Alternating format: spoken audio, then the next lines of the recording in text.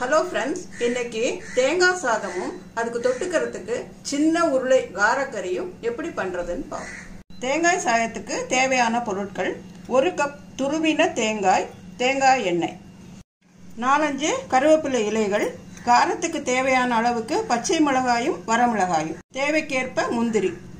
தாளிப்பதற்கு 1/4 teaspoon கடுகு, 1/4 teaspoon உளுத்தம்பருப்பு, 1/4 teaspoon கடலைப்பருப்பு, தேவையான அளவு உப்பு.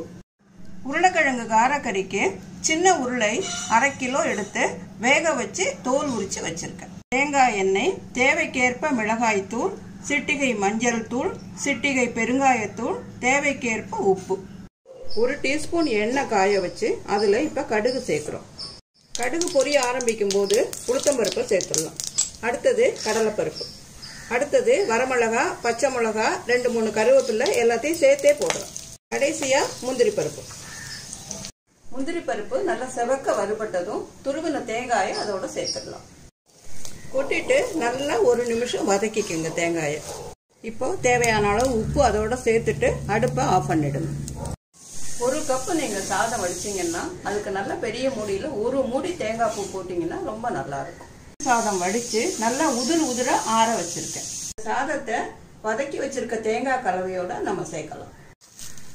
நல்ல ஃப்ளேவருக்காக ஒரே 1 டிராப் பச்சை தேங்காய் எண்ணெய் விட்டீங்கன்னா நல்லா இருக்கும். இப்ப மிக்ஸ் பண்ணா நம்மளோட தேங்காய் சாதம் தயார். குழந்தைங்களுக்கு லஞ்ச் பேக் பண்ணும்போது இந்த சாதத்தோட வேக வச்ச நிலக்கடலை அல்லது வேக வச்ச கொண்டக்கடலை இதோட சேர்க்கலாம். வறுத்த நிலக்கடலை கூட இதோட சேர்க்கலாம். நல்ல புரோட்டீன் கிடைக்கும். 1 டேபிள் ஸ்பூன் அளவுக்கு துருவின கேரட் சேர்த்தீங்கன்னா குழந்தைங்களுக்கு பார்க்கறதுக்கு ரொம்ப நல்லா இருக்கும்.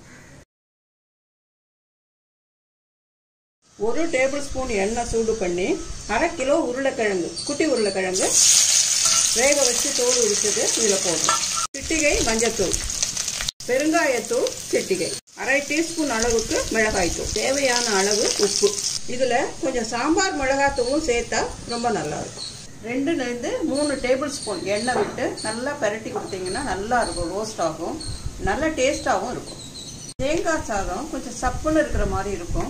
அதுக்காக 1/2 டீஸ்பூன் அளவுக்கு புளி சேர்த்தீங்கன்னா டேஸ்ட் ரொம்ப நல்லா இருக்கும்.